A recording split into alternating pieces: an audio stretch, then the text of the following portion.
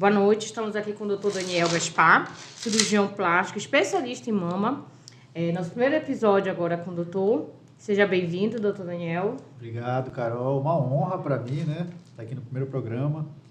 E como a gente estava falando aqui até no início, que bacana você estar fazendo isso, porque é um local que a gente pode conversar sobre muita coisa na medicina, na cirurgia plástica, que muitas vezes as pacientes não têm muito esse contato, acham que não tem, que é difícil ter essa informação exata. Então, você está sendo um canal aí que para cá, para a gente, para Belém, é muito bacana. Não tinha antes. Parabéns. O doutor Daniel está aqui com a gente com um tema de cirurgia plástica. A gente pode falar R24R ou não? Pode, que é como é porque conhecido. R24R é uma marca que lançaram. O que aconteceu? Então, na época da pandemia, essa técnica da técnica de recuperação rápida, né? Ela foi desenvolvida em 2003 por um cirurgião americano, que é o John Tebbets, um dos caras que mais operava mama, né? E só que ela ficou muito difundida aqui no Brasil na época da pandemia por um cirurgião do Sul, tá? Que é o Thiago Cavalcante, e aí ele desenvolveu a sua técnica baseada no Tebbets com o nome R24R. Então, para nós brasileiros, ele foi fundamental para divulgar, para espalhar essa técnica. E aí ele criou a sua marca, né, para ficar conhecido através dela, assim, nada mais justo. Entendi. Então é a mesma técnica. É a mesma, né? Ele tem um curso dele para cirurgiões plásticos a nível nacional. E aí quem faz o curso dele está habilitado a falar que fez o curso do R24R, que é a técnica ensinada por ele. Entendi. Mas não foi desenvolvida por ele, foi desenvolvida por um cirurgião americano, que já tem artigos muito bem estabelecidos. Então, a técnica está aí para todo mundo, né? Se você falar de uma forma geral, é a técnica de recuperação rápida. Do inglês é Fast Recovery. Mas aí, para o brasileiro, para esse cara, ele criou de uma forma, um nome para ele, né? Que é o R24R. Então, não está errado. Entendi. É a maneira dele desenvolveu a técnica, é a maneira dele fazer sua propaganda para a técnica. Né? Entendi. Qual é a diferença dela para as outras cirurgias de silicone? Perfeito. Então, qual que é a grande vantagem? Esse John Tebbets, esse cirurgião, ele criou essa técnica, tentou desenvolvê-la justamente para aquelas mulheres muito ativas. Seria o teu caso. Muitas médicas eram pacientes dele que, iam fazer a cirurgia e o cara se sentia mal de ter que fazer uma cirurgia de implante mamário e mandar a paciente ficar 30 dias sem movimentar os braços, que era como era a técnica antigamente, e muita gente ainda faz assim. Então, ele começou a desenvolver formas de fazer essa técnica menos traumática, o menos traumático possível, para os pacientes poderem se movimentar, terem menos dor no pós-operatório e ficarem mais independentes. Então, a diferença, eu vou começar falando um pouco da técnica, como é que ela é feita tradicionalmente. Para fazer a loja da prótese, se descolava com o dedo, então começava a sangrar, eram colocadas compressas lá dentro, espera estancar esse sangramento, tira a compressa, já coloca a prótese dentro para poder ajudar no estancamento desse sangue. Então, era mais traumático. E aí, por isso, os pacientes tinham que ficar realmente no pós-operatório sem movimentar o braço, porque a qualquer movimento brusco poderia sangrar de novo. Então, e sem contar a dor, né? Sangue, ele é muito... Como é que eu posso falar? Ele irrita muito. Então, onde tem sangue, tem irritação, tem dor. Então, os pacientes, por dor, não movimentavam e, pelo risco de um novo sangramento, tinham que ficar também por orientação médica sem mexer o braço. Então, na técnica de recuperação rápida, o que se evoluiu? Com materiais específicos, então com uma luz, que é uma explanação do campo visual melhor, com afastadores corretos, com pinças delicadas, a gente vai cauterizando os vasos antes mesmo deles sangrarem. Então, você faz essa loja verificando onde tem cada vasinho desse. E aí ele, por ser muito estudioso, ele foi identificando quais eram as áreas dessa área da mama, do descolamento, onde já tinham esses vasos. Então, a gente já sabe que na parte inicial da cirurgia, eu vou na parte medial da mama, onde tem os principais vasos, e ali eu já vou encontrá-los. E aí eu olhei o vaso, eu consigo cauterizá-los antes de sangrar e continuo o descolamento. Terminou esse descolamento, a gente até, na rede social, eu já até fiz isso, a gente consegue lavar a loja com soro, e esse soro sai branquinho do mesmo jeito que entrou. Entendi. A gente consegue fazer uma loja totalmente limpa, sem sangramento nenhum. E essa paciente, depois da cirurgia, ela vai estar apta a movimentar, porque o risco de sangramento é muito pequeno. Já que não sangrou nem na hora de colocar a prótese, muito dificilmente vai sangrar depois. Né? Essa técnica de recuperação rápida, todo mundo me pergunta o seguinte fato. ela tem uma especificação, por exemplo, é debaixo do músculo, é Sim, acima? tá. Como funciona? Na técnica, tradicionalmente, para você fazer isso, você tem que colocar a prótese abaixo do músculo, tá? É chamado plano duplo, dual plane. Por quê? Porque a parte superior da prótese ela vai estar coberta pelo músculo, mas a parte inferior dela, o terço inferior, vai estar em contato com a glândula. Entendi. Então a gente chama de plano duplo. Não é totalmente a prótese dentro do músculo. Ela fica a sua grande parte, a maior parte dentro dele, mas a parte inferior fica em contato com a glândula, que é boa também, essa dinâmica de contato com a glândula. Você pega um pouco dos bons, dos pontos fortes das duas técnicas. Você pega o ponto forte da parte intramuscular e também o ponto forte da parte da glândula, né, que é o subglandular. Então a técnica ela é chamada dual plane, tá? Que é o plano duplo. Tá. Essa técnica, ela pode fazer também daquela nova que é em L, a cicatriz? Perfeito. Então, essa aí é uma dúvida que realmente Né? todo mundo pergunta. Muita paciente, poxa, fica feliz de saber da técnica, mas se ela tiver um pouco de flacidez de mama, ela tem que fazer uma mastopexia também, né? Então, que a técnica tradicionalmente é para aquela colocação simples de prótese. Aquele cortezinho embaixo do sulco da mama, da dobra da mama, 3, 4 centímetros. Nessas pacientes colocou a prótese, pronto, recuperação rápida. Mas aí as pacientes que tinham essa flacidez, poxa, sou jovem, mas eu tenho flacidez, já tive filho, não vou poder usufruir. Então, até um tempo atrás, se falava que não, porque essa técnica você já manipula mais o tecido mamário. Então, a cicatriz em T ou em L não se fazia. Mas atualmente, com as técnicas atuais, então, a gente consegue estruturar bem essa mama, de novo, traumatizar o mínimo possível e até nessas situações de mastopexia, a gente consegue fazer o levantamento da mama com a prótese e dar também a recuperação rápida. Olha só. Mas é em todos os casos? Não é. Então, nas pacientes que têm ressecções pequenas, você vai levantar a mama e tem pouco tecido para ser retirado, 200 gramas, 150, nessas é possível. Naquelas pacientes que querem fazer o levantamento, mas tem mamas pesadas, que a gente chama de mamoplastia redutora, né? Mama muito grande, tem que subir e também diminuir muito, aí nessas aí, infelizmente, não. Essas pacientes, realmente a manipulação de tecido é muito grande, então sangra realmente, e aí precisa ter um pós-operatório mais tranquilo, né? Essas a gente não pode dizer que oferece a recuperação em 24 horas. Entendi. No caso, a diferença de valores de uma tradicional para uma de recuperação rápida é muito grande a diferença?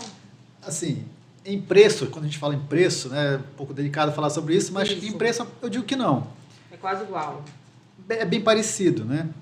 Mas existe uma coisa chamada valor também, né? Do que a gente está oferecendo. Então, você entregar isso para a paciente, ela poder fazer uma cirurgia dessa, ter 24 horas de recuperação, ficar livre para todos os seus afazeres, trabalhar, né? Muita gente é independente, quer voltar para o seu trabalho.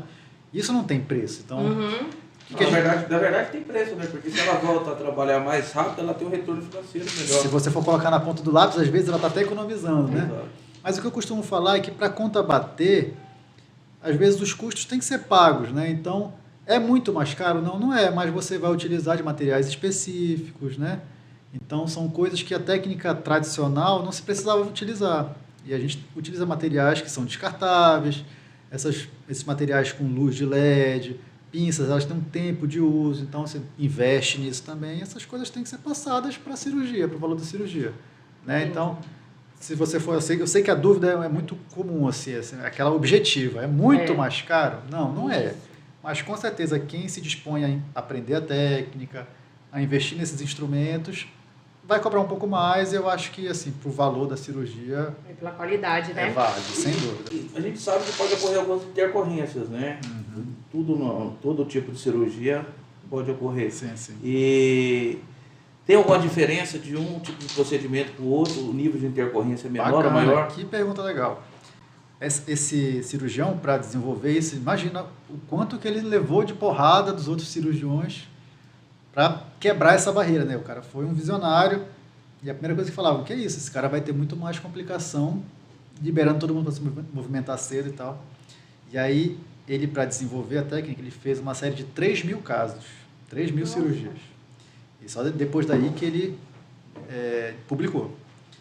E aí, a taxa de complicação da técnica tradicional era entre 15% a 20%, qualquer complicação que fosse. A mais comum, geralmente, é sangramento, né, hematoma, ou inflamação da cápsula. E na técnica dele, esse nível de complicação caiu para 3%. Então, ou seja, além de ser muito melhor para recuperação, menos dor, menos complicações, menos taxas de complicação. Então, a técnica realmente veio para revolucionar. No caso, a pessoa tem 24 horas, ela já pode movimentar os braços, mas e para malhar? Levantar peso? Bacana. Pós-operatório, o que é a recuperação em 24 horas? Né? É a paciente operar, 2 horas depois da cirurgia está de alta e ela está livre para movimentar os seus braços. Isso. Então, levantar, lavar cabelo, dirigir carro, com 24 horas, tudo isso já vai estar liberado. Exercícios físicos, que aí é um pouquinho mais forte, para membros inferiores a gente já libera com 2 semanas.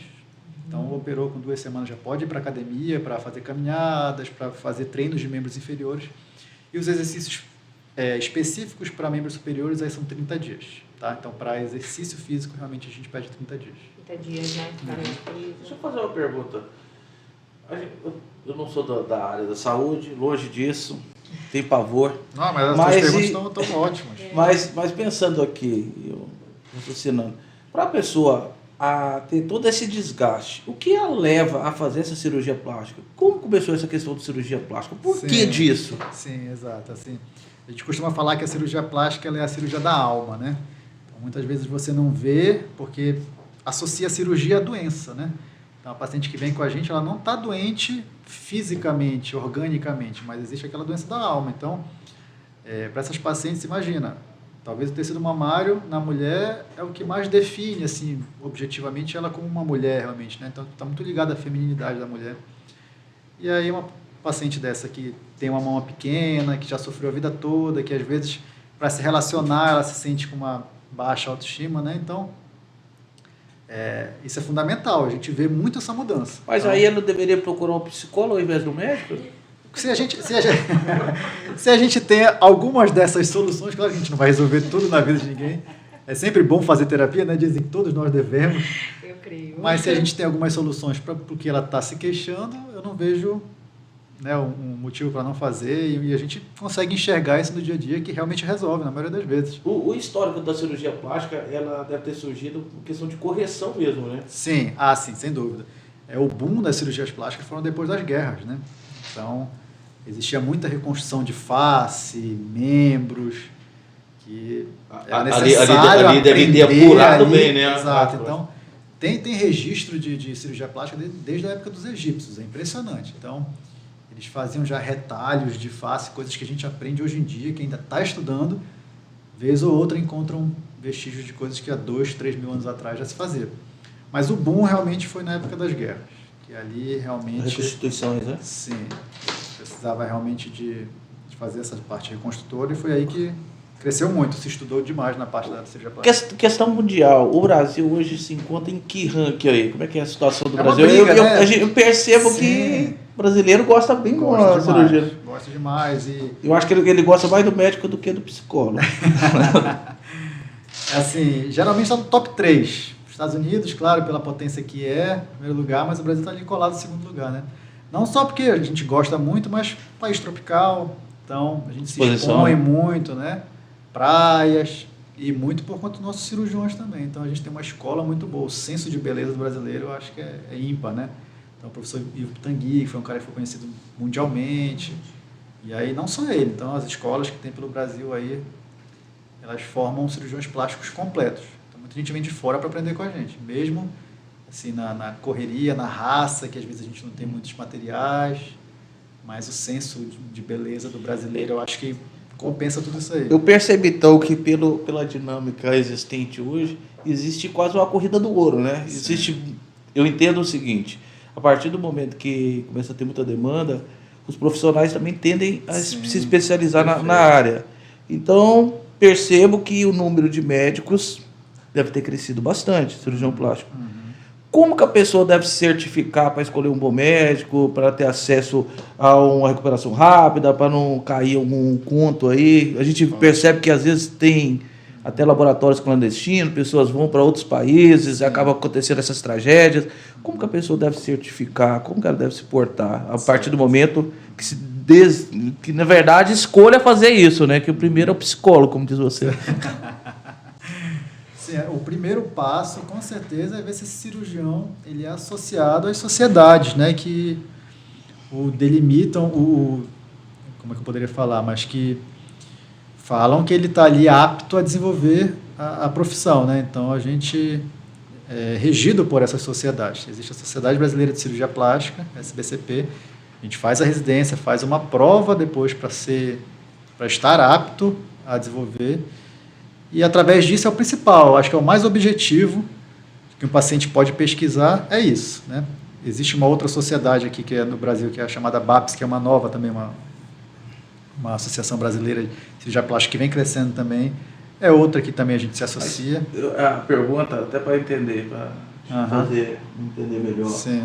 Quando a pessoa quer comprar alguma coisa, a gente entende que a maioria das empresas estão registradas. Isso. Todavia, o que a gente faz para certificar? Vai no Reclame Aqui da vida.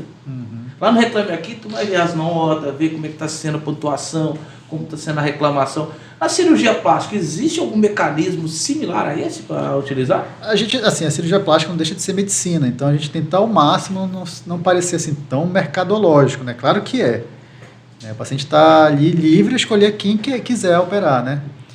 Mas não sei, eu não consigo te falar se existe assim tão claro de assim escolher, vou ali no Reclame Aqui, esse aqui é bom, qual é a nota desse? Talvez não seja assim a melhor forma, mas vendo pelas sociedades se esse cara é registrado ou não, indicação de outras pessoas, né? Hoje em dia a gente tem tanta coisa aí, rede social, tá? Para poder... O mais importante é não buscar preço, né? Aquela paciente que está ali correndo, eu quero o mais barato para mim, ela vai correr um risco muito grande de encontrar pessoas que atrás do valor, né? Não estão habilitadas. Então a gente sabe de histórias aí que pessoas que não são nem cirurgiões, nem médicos, que às vezes se aventuram a fazer isso aí. Com certeza esse cara vai ser bem barato, mas até que ponto, né? Isso aí é bom. Às vezes o barato sai caro, né? Assim é o valor, né, que você diz, né? Exato. Preço, então, é o valor. O paciente tem que não só procurar o preço, com certeza isso não é o primeiro fator, não é o mais importante. Saúde em primeiro lugar. Eu faço parte de alguns grupos, né, de cirurgia, e é impressionante como o paciente, quando ele vai procurar o profissional, geralmente ele procura pelo valor, né, e puxam, não sei se você sabe, eles puxam o RG tudo, que tem processo, que não tem, eu acho que é isso que tu quis dizer, não foi, amor? Mais ou menos. É uma das formas, né? Aquele médico realmente tem tantos processos, aquele tem tanto, e aí... Com base nisso, elas vão, né, excluindo aqueles médicos. E depois elas vão na forma de valores. No caso desse, tu já te deparou com alguma paciente, chegou contigo e falou assim, mas ciclano faz por esse valor. Sim. Ciclano faz, tu não consegue dar uma baixada, porque eu gosto muito do seu trabalho, eu quero fazer com você e tudo mais. Acontece. É uma educação, na verdade. Você está ali para educar. Né? Você tem que expor ali para o paciente com carinho, com cuidado, que na verdade não é o preço em si, né? É o que você está entregando, é o que você acredita que você pode entregar para o paciente. Então, é explicar com calma mesmo para ela entender que não está aí o valor, não é no preço, né? O colega tem o direito de cobrar o quanto ele quiser, assim como eu tenho o meu direito e acredito que valha, né? O que é o mais importante, Carol, é a paciente sentir que ela vai ter em você segurança. Exato. Então, às vezes, você estava falando de processos aí, qualquer um pode estar sujeito a isso, né? Mas o que eu costumo ter com as minhas pacientes é elas saberem, elas sentirem que, se porventura no futuro aconteceu algo que ela não gostou, que a gente não está 100% satisfeito, a gente vai estar junto até chegar nisso aí, né? Então, eu acho que isso aí já consegue resolver a maioria dos casos. É claro que tem algumas pessoas aí que são um pouco difíceis e tal, tem cirurgiões um pouco difíceis também. Mas acho que a relação médico-paciente tem que ser mais profunda. Então, quando a paciente chega na consulta de cara, só falando do preço, aí você tem que realmente tentar conversar e explicar como é que é. Se ela não entender, aí ela mesma vai sentir que você não é o cirurgião para ela, nem ela é a paciente para você e fica tudo certo. Até porque você pode... É aquela coisa, é um negócio, querendo ou não. Então, você pode demitir também a pessoa interessada. Sim. Normalmente, tende a pessoa... achar que tem que absorver todas as pessoas que procuram, não é verdade? É muito bom, só complementar isso, é muito bom que você chega nesse ponto de entender isso, porque a gente fica num dilema, né? Eu sou médico, mas eu também sou um vendedor, né? Então, estou aqui vendendo meu peixe, né? Mas aí quando você chega nesse ponto de que você não está ali querendo convencer a pessoa a operar com você, não, é o contrário, você está ali para mostrar o seu trabalho e ela tem que te escolher, né? Então, isso é interessante, que aí não fica aquela coisa forçada, né? Então, acho que é mais ou menos isso aí que tu falaste. Porque o homem tem que escolher, né? É um negócio que precisa do aval dos dois. Deixa eu lhe perguntar, esses médicos hoje, existem especificações? Um faz só mama, outro faz só... Eu não sei nem o que falar a palavra correta. Entendeu? Área. Mas de áreas específicas ou não? A pessoa Existem vários cursos, né? Então, vamos lá, para ser médico, você tem que fazer o curso de medicina, 6 anos. Hoje em dia, você para ser cirurgião plástico, tem que passar por 3 anos de cirurgia geral, depois mais 3 anos de cirurgia plástica. Então, aí, você está apto, em tese, a fazer cirurgias plásticas, todas, quaisquer. Só que, fora isso, existem as subespecialidades, existem cursos, existem fellowships que vai para fora do país para poder estudar mais. Então, tudo isso vai te especializando, vai te dando mais gabarito, né? Você vai podendo fazer cada vez mais coisas. Então, tem acontecido muito isso. As pessoas cada vez mais se especializarem numa coisa, porque, óbvio, quanto mais você faz só sobre essa coisa, mais você vai ficar expert, mais você vai poder entregar, né? Então, a gente consegue fazer tudo, sim, depois de recém-formado, mas se você sente que gosta mais de uma área, existe muito curso por aí para poder te capacitar, e aí não tem fronteira, né? Não tem lugar, nem hora, onde você quer, você pode aprender, e tem muita gente boa por aí para ensinar também. Quando a pessoa escolhe, eu não falo muito. Né? Vai, amor, que tá quebrando o clima, vai. Deixa eu perguntar, às vezes a pessoa, quando vai chegar no médico, quer fazer a cirurgia plástica, não existe A, B e C, tipo assim, de valor, olha, esse daqui vai te proporcionar, é mais caro, mas te proporciona isso. Esse daqui é um pouco mais barato, mas te proporciona isso. E esse daqui é inferior, mas vai te proporcionar isso. Ou não existe, é esse procedimento aqui que eu tenho e acabou. Assim, como eu te falei, vai ter paciente que vai estar procurando isso aí, né?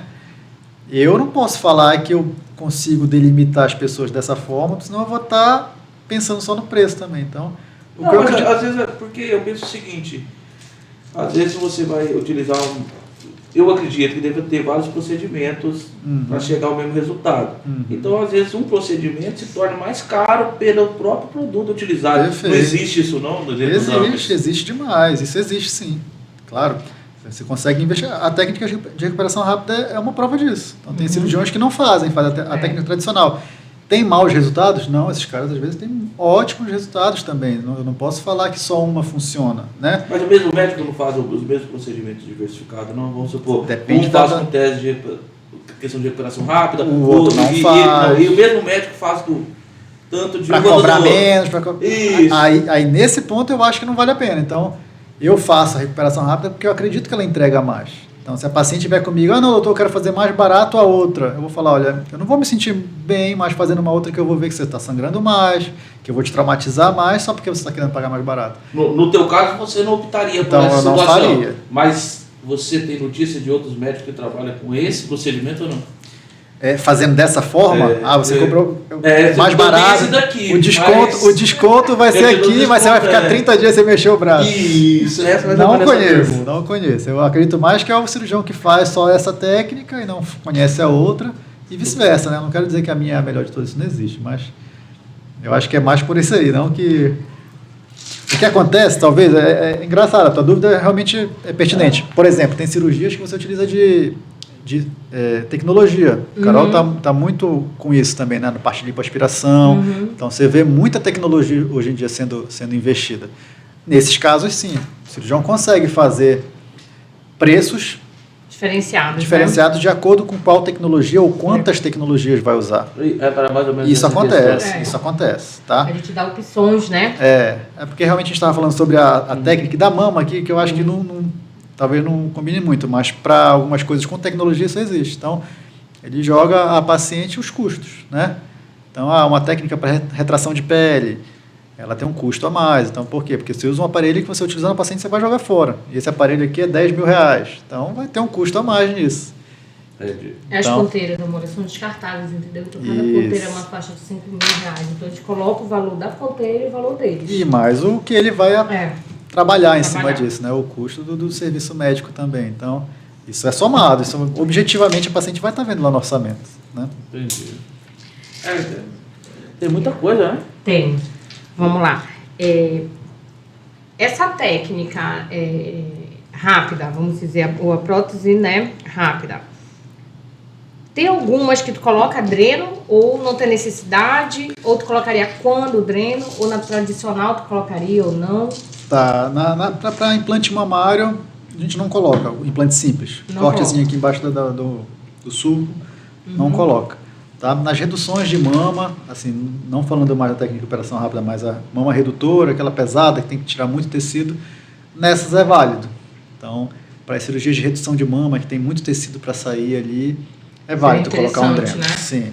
Aí você desincha melhor, o tape é muito bom também. Então, a gente consegue ver que tudo isso é para tentar melhorar a recuperação da paciente. Nada mais é do que sempre isso, né? Tentar dar mais conforto no pós-operatório. Então, dreno, o tape. A drenagem, tu indicaria nessa técnica ou só tu indicaria quando tivesse uma lipo ali na axila? Sim, então, movimentação de mama. Fez a mastopexia, é muito bom. Então, isso faz aderir melhor os tecidos, não deixa espaço morto para dar inchaço, para dar acúmulo de líquidos, que é o seroma, né? Então, para mastopexia é muito válido. Para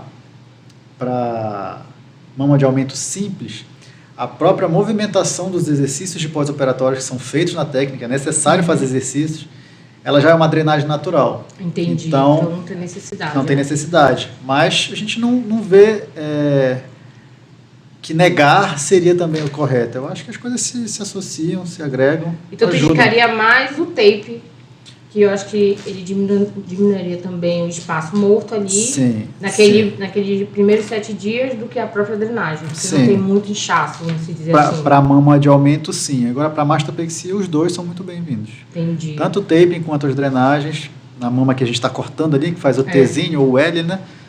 Essa é muito bom, válido. O que tu me dizes do ozônio nessas recuperações de cicatriz?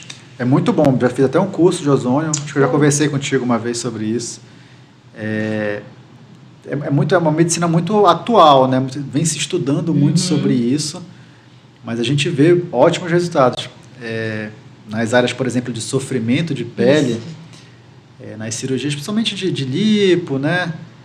Que a gente via muitas vezes que a paciente ia ali sofrer, a sua pele ia sofrer, a gente só tinha que esperar realmente delimitar a área de ferida ali para poder já correr atrás do prejuízo.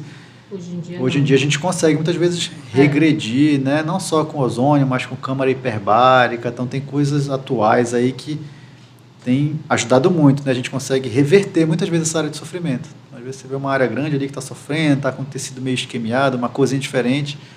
Ozônio, câmara hiperbárica, são coisas que ajudam realmente a gente ver que... Tem muita gente que pergunta, os pacientes perguntam, Caroline, a diferença, que você já falou, da tradicional para normal, mas os riscos, como é que são? São iguais, não são?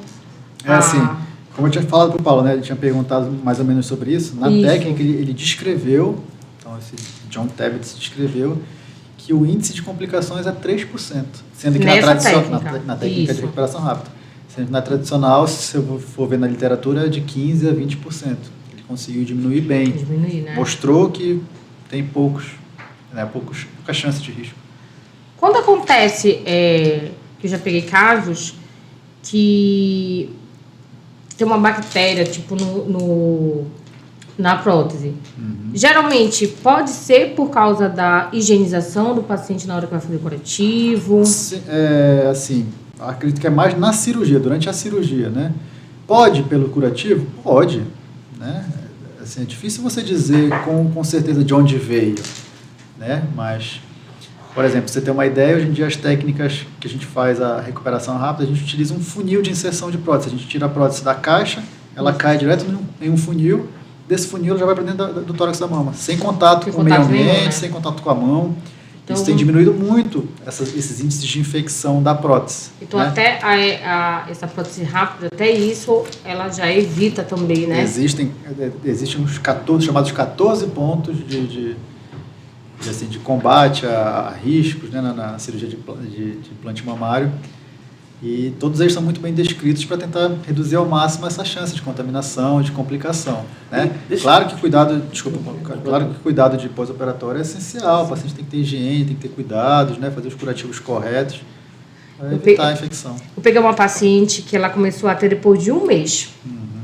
Aí começou a ter sangramento, Drenar, purulento. secreção, né? E aí ela teve que retirar, ficou uns meses Perfeito. sem fazer, e depois de, acho que 6 meses, ele colocou de novo. Aí eu te pergunto, nesse caso, de um mês para depois aparecer, é comum? Isso pode acontecer, é o tempo que ela está se instalando ali. Olha Existe, só. então fica uma coisa mais crônica. Como você tem ali a prótese, ela é um corpo estranho, né? Essa bactéria, ela cria um biofilme ao redor, a gente chama de biofilme.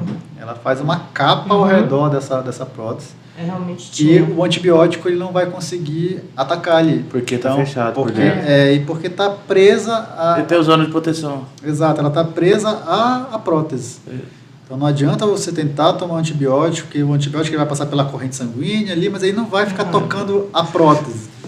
E aí a única saída realmente, quando tem esses casos de infecção, é retirar. Eu iria até te perguntar, é um dos fatores, olha, a questão da prótese. Existem várias marcas, né?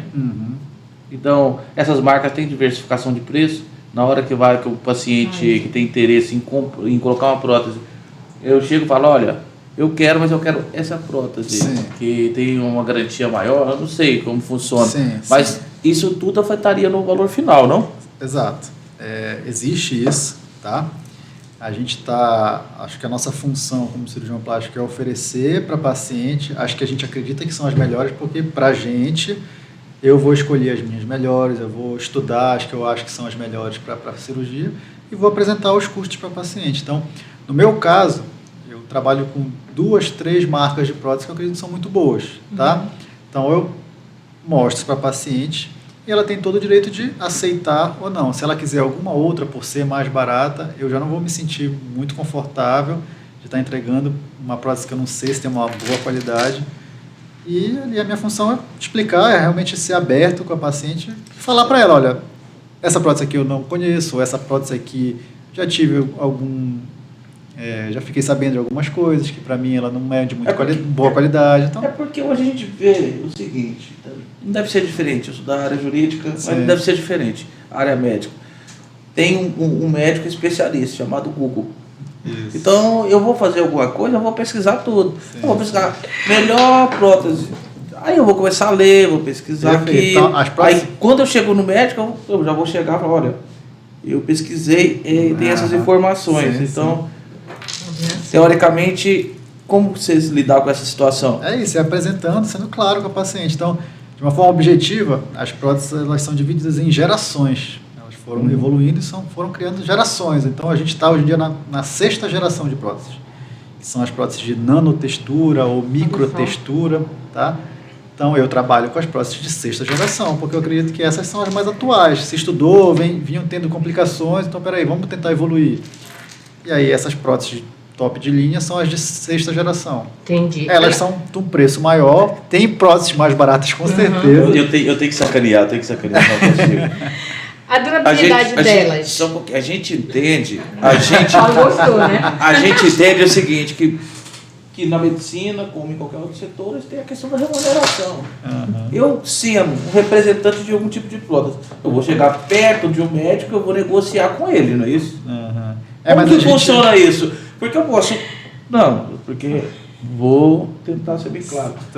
A pessoa chega, eu falo com o médico, olha, eu quero essa prótese. Polêmico. Aí ele vai olhar e vai falar o seguinte... Momento polêmico do podcast. E quanto que eu ganho com isso? Nada. Opa, mas aquela ali eu ganho tanto. Existe isso na parte plástica não. Graças a Deus que na plástica não.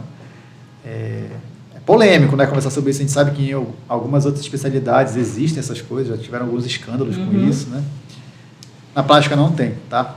Então, assim, é muito claro. Muitas vezes até a paciente que entra em contato direto com a empresa para comprar, a gente deixa o número. A pergunta até é essa, até para as pessoas que provavelmente estarão assistindo. Sim.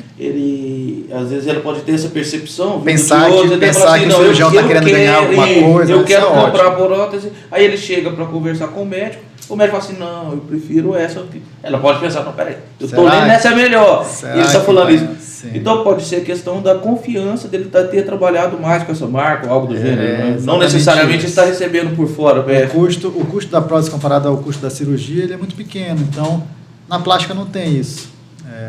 vamos supor que o médico fosse ganhar alguma coisa em cima disso, né, uma porcentagem, seria uma coisa tão pequena que não tem esse espaço na plástica para isso. Porque às vezes o custo maior está nas outras partes, está no serviço médico, está no hospital. Então não tem, essa parte não tem na plástica. A prótese, hoje em dia, os valores têm diferença com os tamanhos? Pois é, não tem. Então, os tamanhos o valor é igual. Às vezes ela diferencia no preço o seu tipo de prótese. Então, por exemplo, existem as próteses anatômicas, né? Próteses redondas. Nesse aspecto, diferencia. Entendi. Tá? Então, às vezes, pela textura também. Poliuretano é um valor, as próteses que são lisas ou microtexturizadas é um outro valor. Então, elas diferenciam nesse preço. Agora, tamanho em si, não. É uma prótese de um mesmo estilo. Próteses redondas. O 200 ml vai ser o mesmo preço que o 400 ml. Normalmente, eu não sei, mas eu tenho que falar. tem mulheres que têm seios diferentes, né? Como é que faz para equilibrar isso? Ótimo. No olho, a pessoa olha e fala assim, peraí, isso aqui eu não sei, 250, deixa eu equilibrar esse negócio. Existem cirurgiões que fazem dessa forma, né? Utilizam próteses de tamanhos diferentes, é uma ótima estratégia, né? Para pacientes que têm tórax diferentes. Eu costumo fazer, na medida do possível, esse acréscimo, essa simetrização com gordura também. Então, a gente coloca próteses do mesmo tamanho, que eu acredito que com o passar do tempo elas vão ter o mesmo peso sobre a mama, então vai ter a mesma dinâmica. E aí naquela mama que é um pouco menor, eu vou injetando gordura durante a cirurgia. Então, eu colho gordura da paciente e vou fazer esse aumento híbrido. Você vai vendo na hora. Então, você vai injetando gordura aos poucos e vai simetrizando. Se for vesgo... aí tem que usar um óculos ali. Severo fazendo essa cirurgia, meu amigo. Vai ter dificuldade, né? Vai ficar uma beleza, não. É por isso que a gente fala que é uma arte mesmo. Então, você está olhando ali... Eu estou pensando nisso, porque eu achava que tinha algum programa, algum sistema que dava para utilizar, entendeu? Sim. Como estou falando que é nos olhos... A gente lança a mão de alguns sistemas no pré-operatório, tá? Então, tem simuladores, a gente tem isso também no consultório, que a gente consegue medir o volume das mamas. Então, ali no meu programa de simulação, eu consigo ver no pré-operatório já quanto que é mais ou menos o volume da mama. Então, uma mama tem 200 ml, a outra tem 250. Opa, acredito que aqui, próximo de 50 ml, vai ficar bem simétrico. Então, você consegue fazer essa projeção. Você esparrama ou injeta só no local? Se for um aumento que necessita da mama toda, você vai fazendo dessa forma, como se fosse esparramando, né? Mas, na maioria dos casos, a gente consegue jogar onde o paciente menos tem volume, que é no colo, né? A parte superior, colo, medial, parte superior da região mediana da mama. Você vai colocando ali, que é onde a mulher quer ter decote. Então, você vai vendo realmente na hora. Você consegue, de uma forma individualizada, aumentar a mama, né? Para quem tem menos numa área, aumenta mais ali. Mas quando a gente faz esses enxertos, o corpo absorve? Ele pode absorver. Então, é uma área da cirurgia plástica que tem também evoluído muito. Tem tido muitos estudos acerca disso. Então, o preparo da gordura, cada dia que passa, ele é mais especializado. A gente colhe essa gordura, mas vai decantando, vai tirando sangue, vai tirando elementos de fluidos, soro, para ficar a gordura pura e tentar injetá-la. É mais difícil de absorver isso? Aí é mais difícil. Entendi. Na literatura, assim, no geral, dos 100% que você coloca, fala-se que 20% pode ser absorvido, 20% a 30%. Então, às vezes, você pode fazer esse enxerto de gordura já pensando um pouco que aquilo ali, 20% pode ser reabsorvido, você coloca um pouco a mais. Né? Mas, para a mama, para a cirurgia da mama, como são pequenos volumes que a gente coloca, não são coisas tão exageradas, fazendo um bom preparo da gordura, hoje em dia tem se ficado, assim, a integração tem sido muito boa. Então, você prepara bem a gordura e injeta ali sabendo que aquilo ali a maioria vai ficar quase 100%. Nessa cirurgia de mama, todo o corte é o mesmo tamanho ou não? Você falou que é mais ou menos... Depende muito da flacidez, tamanho de mama, o que precisa ser levantado ali. Né? Como se fosse um corte de costura de roupa, né? Então, minha roupa está muito grande, aqui eu só tenho essa, tenho que diminuir para um casamento ali, vou fazer um corte grande. Então, a minha roupa que eu engordei um pouquinho, ficou só um pouco, eu vou ter que fazer um remendo maior ou menor. No caso que fosse só um implante, vamos dizer assim, é menor. Só o implante, a cirurgia simples, que é só colocar a prótese no sulco mamário. A gente hoje em dia faz uma cicatriz de 3 centímetros, às vezes 2,5 centímetros. né? Justamente por isso, porque a gente investe nesses equipamentos, então enxerga melhor lá dentro, tem pinças especializadas, coloca a prótese com um funil, como se fosse um funil de bolo. Então a prótese passa por esse funil num cortezinho de 2,5, 3 centímetros. E a cicatrização é melhor hoje do que anteriormente? Fica marcado ou não fica marcado? Tá, então, boa pergunta também. Cirurgia plástica, ela nunca vai fazer sumir cicatrizes, né? A arte está ali em esconder, deixar o menos visível possível, mas nunca fazer sumir. Então, a gente utiliza de curativos especiais, a cada dia que passa tem surgido mais coisas, né? A gente lança a mão de uso de fita de silicone, né? Curativos de pós-operatório que são impermeáveis. Então, tudo isso para tentar, ao máximo, melhorar essa cicatrização. No geral, a cicatriz fica fina, fica da cor da pele da paciente, ela vai estar lá, ela vai sempre estar lá, mas ela fica imperceptível comparado ao ganho que a paciente tem, né? Eu costumo falar que é uma troca. A paciente está ali, com a sua mama flácida, quer ter uma mama com um bom contorno, com o seu mamilo centralizado, ela vai fazer uma troca, né? Eu vou trocar minha mama que está caída, que está flácida, por uma mama bem posicionada, bonita, porém com uma cicatriz, né? Se essa mama está incomodando tanto, a troca pela cicatriz não vai ser tão dolorosa. Nesse segmento de cirurgia plástica, quais são as mais recorrentes? Tipo assim, de quê? A mais recorrente, vamos supor... De cirurgias? De mama, lipo, acredito que em primeiro lugar, lipoaspiração. É a primeira.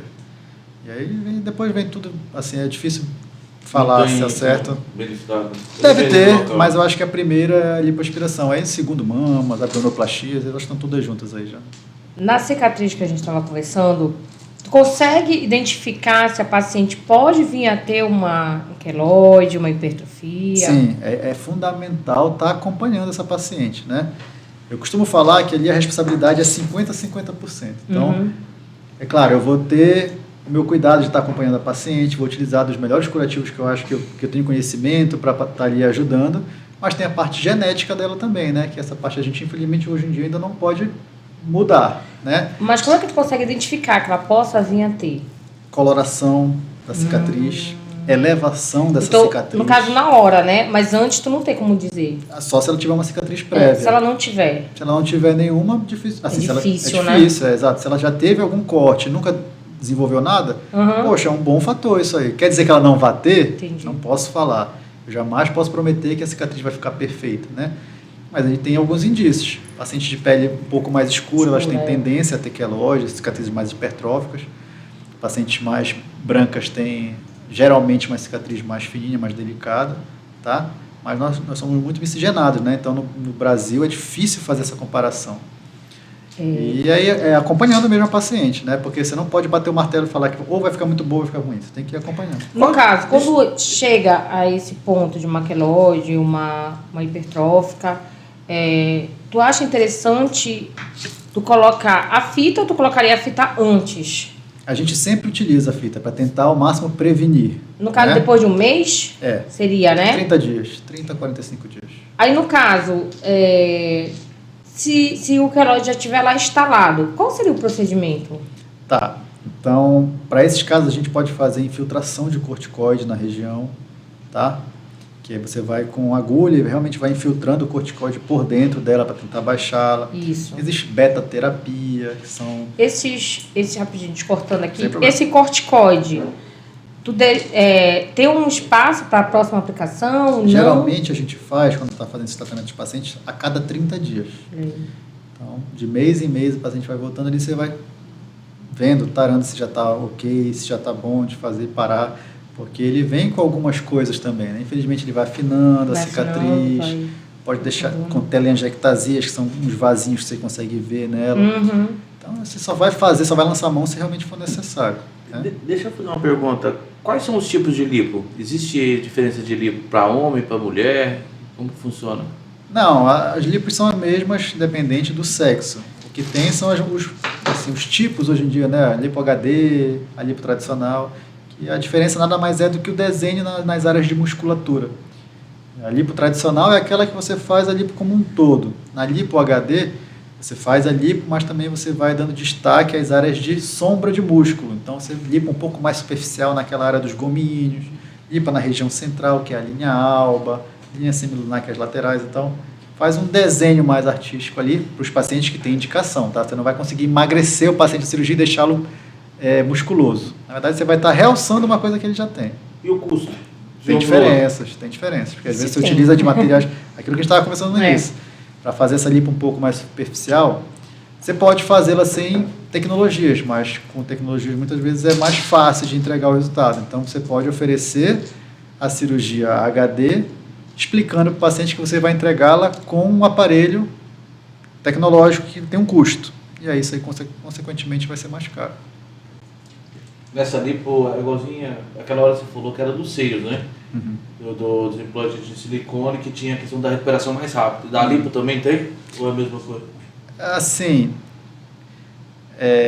outra coisa polêmica ali também, né? Quem vende esses produtos, essas tecnologias, falam que a recuperação com seus produtos é melhor, né? Tem menos trauma, então... Mas assim, é difícil computar isso em dias, né? A medicina é difícil, assim, não é um cálculo matemático, depende muito da paciente, né? Como que ela reage à dor, quem vai ter mais fibrose ou menos fibrose. É engraçado, né, cara? Porque às vezes a gente tem uns casos que, como a paciente inflama, que não era pra gente achava que não era para inflamar. Quando vem inflama, isso, é uma caixinha então, de surpresa, cortar gente não é igual cortar papel. Você tem que o importante é estar ali acompanhando, estar... né? Indo na evolução junto com o paciente para tentar dar o melhor cuidado. Como você falou que a evolução do silicone, né, vai evoluindo, antigamente o silicone ele durava ali de 10 a 15 anos, né, e depois tinha que trocar. Hoje em dia, como é que tá? Existiu assim um cálculo na literatura, vamos dizer assim, que em 10 anos de prótese antigamente, 50% das mulheres tinham alguma coisa, alguma fissura, alguma ruptura que justificava a troca. As próteses atuais não tem acontecido mais isso, tá? Então, as próteses, assim, com a tecnologia atual, as próteses são feitas para durar a vida toda. A vida toda, né? A vida toda. Mas antigamente, elas duravam 15 anos, é isso? Era mais ou menos isso. 50% delas, com 10 anos de uso, já tinham algumas fissuras, rompiam. Elas vão... Então, as atuais, 15, 20 anos, elas podem perfeitamente estar intactas. Mas existem alguns outros fatores, até mesmo o estético. A paciente, depois de 20 anos da sua prótese, pode já ter cedido um pouco mais, ter sobra de pele, que aí ela vai querer fazer uma nova cirurgia para reposicionar essa mama, e aí você já aproveita e troca a prótese, né? Você não vai deixar a mesma prótese. Mas, assim, objetivamente falando, as próteses são feitas para durar a vida toda, né? Se tiver alguma contratura dessa cápsula, toda mulher todo o corpo estranho na gente, a gente cria uma cápsula ao redor. E aí essa cápsula, para as próteses atuais, também está sendo uma cápsula bem biocompatível, uma cápsula bem delicadinha, que antigamente não era, uma cápsula mais grosseira. Entendi. Então, essas cápsulas têm durado mais, mas elas podem inflamar com 15, 20 anos, começar a deformar a mama, ou a mulher começar a sentir dor, e aí esse é o momento de trocar. No caso, tu manda fazer uma ultrassom para ver, e então, dá para ver na ultrassom? Você consegue na ressonância, que é o melhor exame para ver prótese, né? Então, os pacientes que já têm prótese de mão, o exame ideal para ir acompanhando é a ressonância. Entendi, aí dá para ver, aí né? Você vai vendo. Então, o principal é isso, cara, exatamente o que você está falando, é acompanhar. Essa paciente vai ser sua paciente o resto da vida, vai estar acompanhando.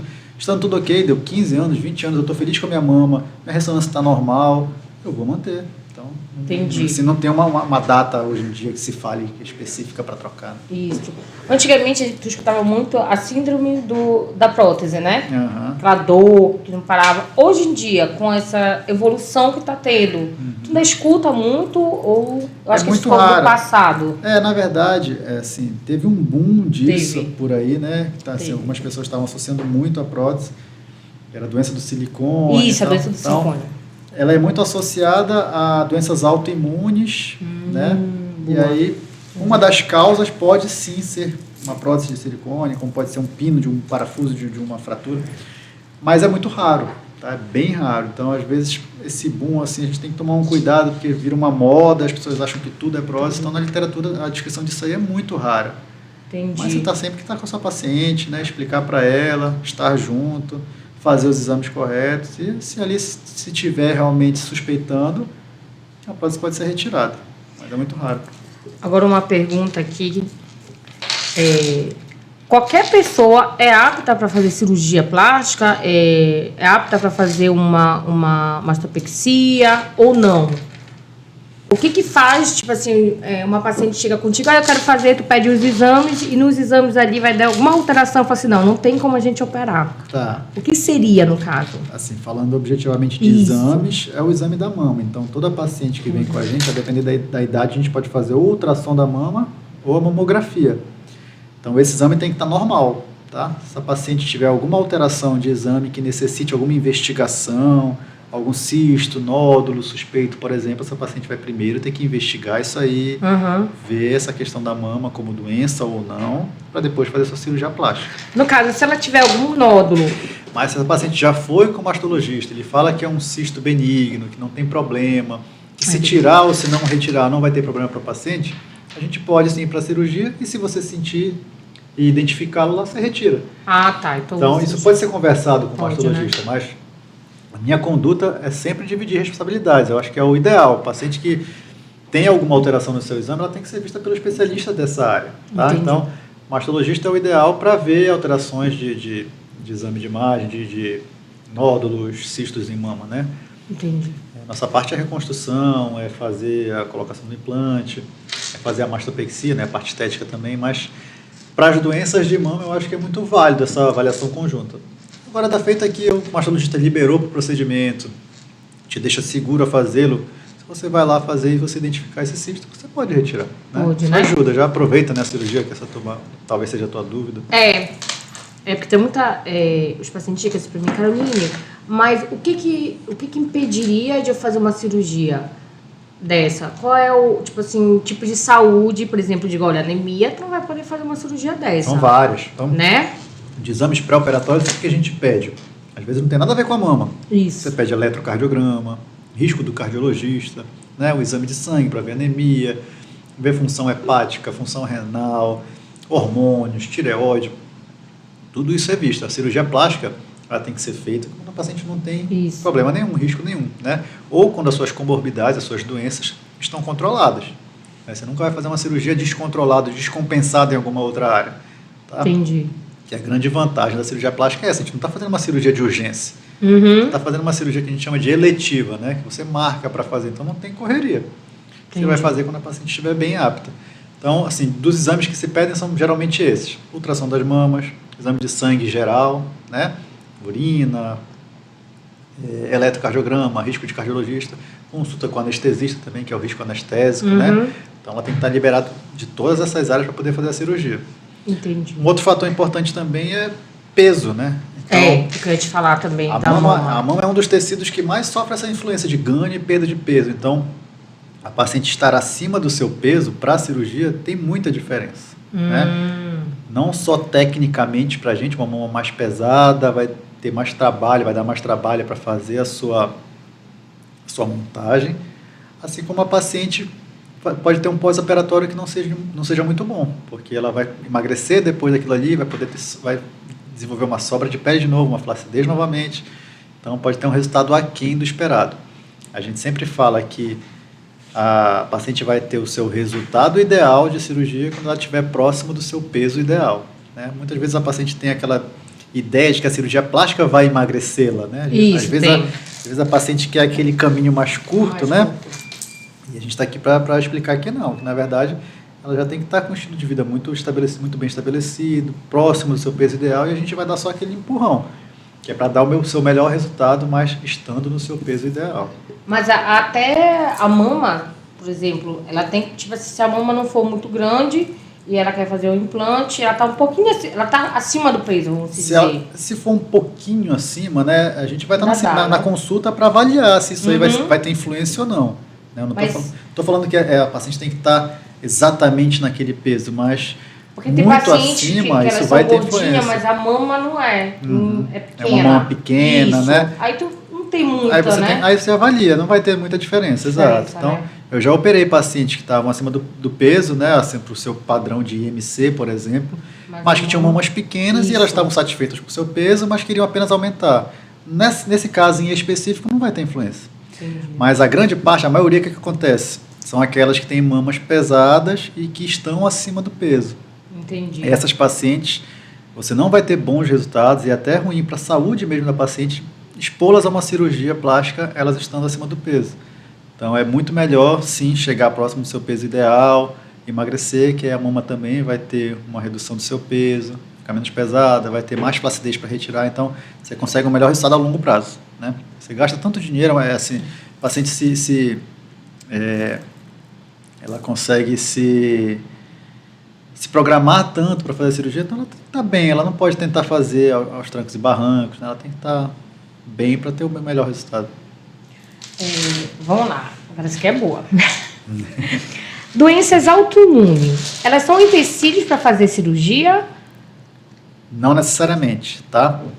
Mas, de novo, é muito importante essa paciente ter um acompanhamento com o reumatologista, né? Então, qual é o especialista na área médica que trata dessas doenças autoimunes? O reumato, é o reumatologista. Então, para essas pacientes, a colocação do implante de mama, a gente sempre pede essa avaliação conjunta do colega, e aí ele liberando, falando que ela está ok, está controlada, que para a sua doença em específico não tem influência a prótese, pode colocar. Ela é bem mais eu acho que a lipo, a abdominoplastia é bem mais complexa, né, do que o silicone, né? Ou não? Tu acha que não? Para doença autoimune, talvez o silicone tenha mais influência por ser um corpo estranho, tá? Então, isso, em algumas pacientes, principalmente aquelas que não estão controladas, que tem já muita inflamação, perdão, entendi. A prótese pode ser um fator desencadeante. Então, essas pacientes têm que ser liberadas pelo seu reumatologista, tá? Então, assim, no caso específico de doença autoimune, eu acho que a prótese talvez seja até mais... Vale a pena até mais essa avaliação do reumato do que a abdominoplastia. Se você tivesse uma filha e ela quisesse modificar o corpo, deixando mais torneado, mas o foco mesmo seria as mamas, qual seria o passo a passo que você indicaria? É assim, conversando com ela, acho que aquilo que a gente conversou com o Paulo aqui no início, né? Primeiro são as motivações, né? O porquê que ela está querendo, quais são as queixas, se isso realmente é o que ela quer para ela, né? Cirurgia plástica não é brincadeira, então a gente tem que estar muito ciente do que quer, muito seguro. E aí, claro, sabendo do que ela necessita, eu seria o que mais orientaria, o que mais daria força para ela... Desculpa, para ela correr atrás desse sonho. E aí o principal, para conseguir um bom cirurgião, alguém que traga segurança, né? O primeiro passo é aquilo que eu falei, ela saber se esse cirurgião ele é associado a alguma sociedade, porque é um exame rígido, que não é todo mundo que é aprovado, e a gente sabe que aqueles que conseguem ser aprovados, eles são realmente aptos, são os que estudaram, são os que seguiram um caminho mais árduo, né, para chegar onde chegaram. Esse é o primeiro passo.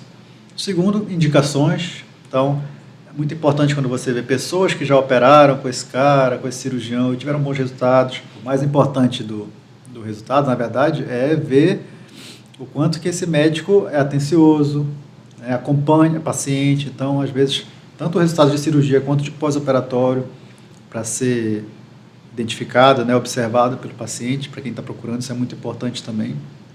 E, é claro, a técnica, né? Então, sabe que aquele cara é o que está oferecendo o que se tem de mais recente, que é um estudioso, que busca melhorar tecnicamente. Isso tudo é importante para a cirurgia também. Sobre expectativa e realidade do paciente, como é que tu lidar com isso? Você tem que ter um feeling aí, tá? Então, não é fácil. A gente não é um terapeuta, não é um psicólogo para estar ali definindo qual que é o paciente, o perfil, né? Mas é claro que a gente sabe que existem pacientes que muitas vezes estão ali na cirurgia plástica tentando buscar algo, né? Que na verdade o problema não está ali, no problema físico, que seja, né? Então você tem que ter ali uma conversa. Eu sempre costumo falar que você tem que ser aberto com o paciente ali, sentir realmente o que é a motivação e ali identificar se aquilo é o melhor para ela ou não. Muitas vezes a paciente tem uma realidade um pouco diferente, um pouco distorcida, né? Então, é claro, aquelas pacientes que vêm comigo, por exemplo, cirurgia de mama, acontece muito isso, minha amiga colocou tal ml, né? Ou então ela chega, doutor, eu quero esse peito aqui. Isso ajuda muito, tá? Isso não é errado a paciente chegar com... Geralmente ela chega na consulta já com um book, né? Um livro de fotos. Isso é legal, essa pesquisa é legal, então a gente entende qual que é o estilo da paciente, ali você consegue entregar algo que seja bom para ela, mas você sempre tem que saber onde você consegue chegar, tá? Então, tem algumas pacientes que, por exemplo, pacientes mais velhas, que chegam querendo uma mama de paciente jovem.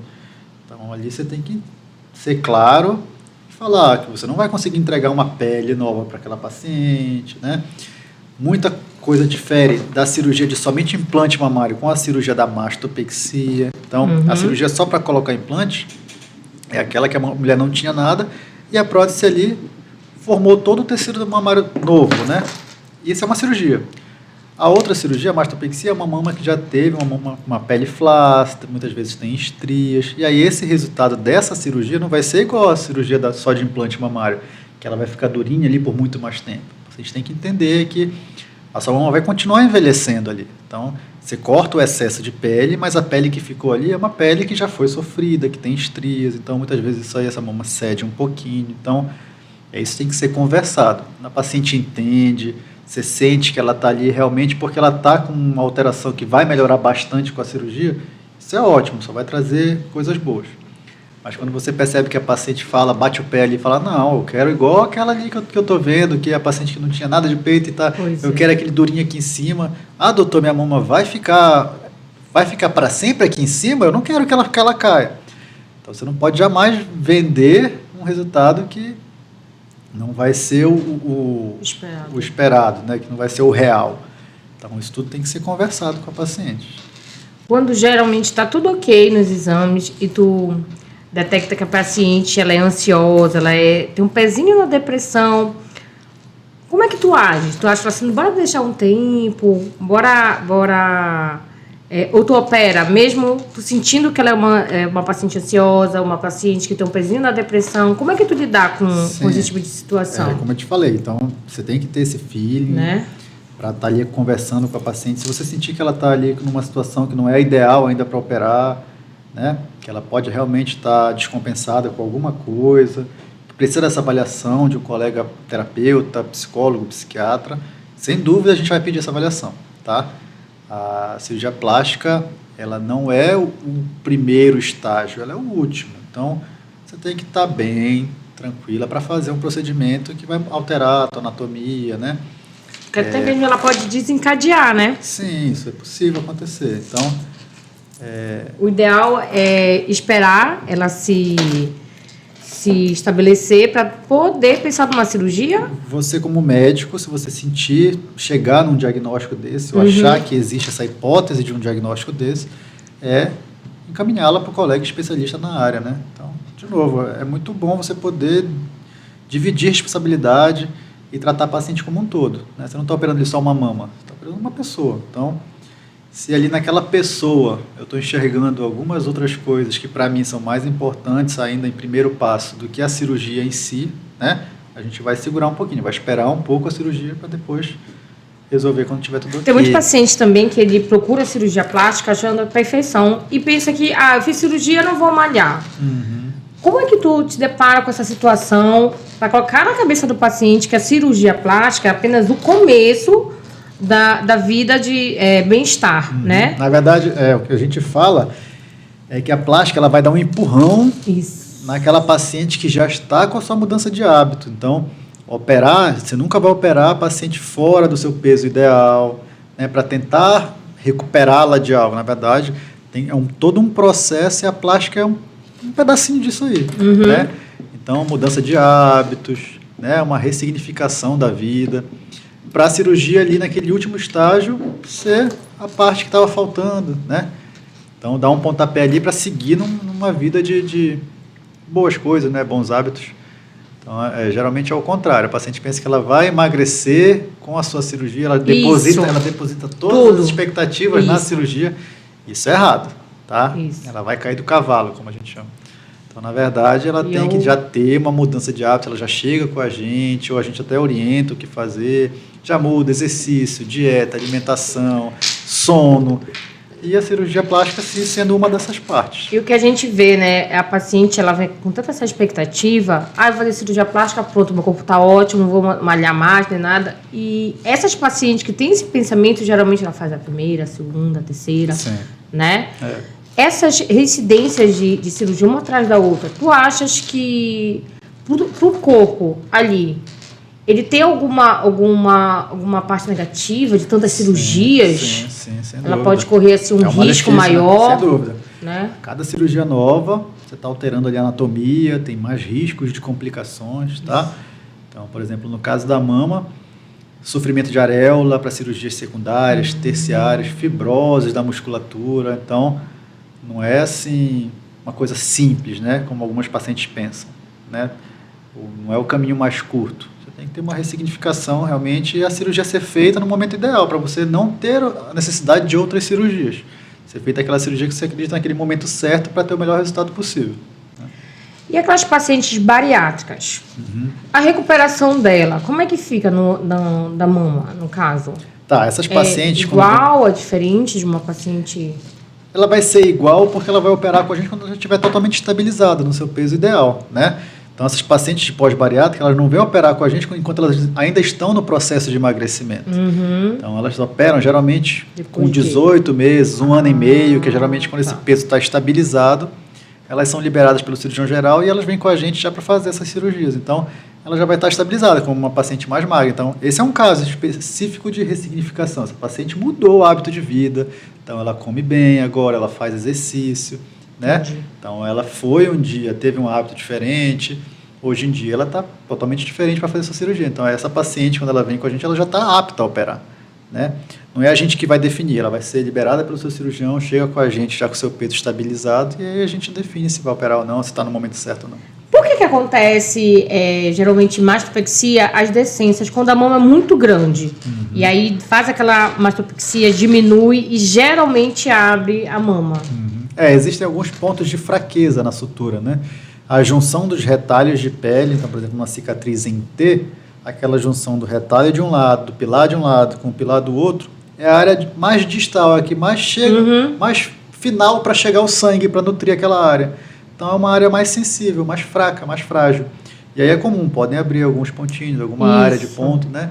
E aí você tem que estar em cima para fazer os curativos ideais, porque geralmente nessas áreas pequenas, com uma abertura limitada ali, a evolução é muito boa. Então você acompanha curativos simples ali, e aquilo ali vai cicatrizar, mas é importante estar junto com a paciente para ela se sentir segura, né? E calma, porque muitas vezes sofre mais do que necessário. Mas a gente lança a mão de curativos especiais, pontos, fios especiais, para tentar deixar isso sempre o mais reforçado possível. Eu peguei uma paciente que ela fez, a mama dela era muito grande, e aí ela fez essa diminuição. No bloco mesmo, a gente já observou que poderia vir abrir, eu estava aquela coloração diferente, né? Aí a gente deu uma segurada, só que ela viajou e ficou 20 dias fora. Quando ela voltou com a mama totalmente aberta, tudo. Mas a gente conseguiu fechar. Aí eu te digo, quando fecha, aí tem aquela cicatrização alargada, né, que fica... Geralmente, faz outra cirurgia para fechar. Você pode fazer um retoque ali daquela cirurgia, né? Só da cicatriz. E a recuperação pode vir de novo a abrir ou é mais difícil? É bem mais difícil. Então, ali ela já passou por toda a cirurgia e essa cirurgia agora é só para um retoque de cicatriz. Uma cirurgia mais simples. Eu posso falar que não vai abrir de novo? Não posso. Não tem como falar, né? Assim, a mais chance difícil. é bem mais difícil. Porque ali é uma cirurgia bem menor. É só limitada a pele, não teve aquela movimentação, manipulação do tecido todo da mama, que estava muito grande, diminuiu. Então, assim, costuma evoluir muito bem. E obrigada, doutor. Eu que agradeço. Nosso primeiro podcast de juntos. Novo, é uma honra estar aqui, estreando junto contigo. Adorei, e de novo, te parabenizar, porque realmente, assim, para nossa área aqui, poxa, precisa muito disso e pode me convidar, que eu sempre vou estar aqui, porque eu gostei muito não só do bate-papo, mas também dos quitutes, tá? Então, Carol, como sempre, ela é muito dedicada e a gente sabe que o que ela faz é de primeira. Parabéns. Obrigada, doutor.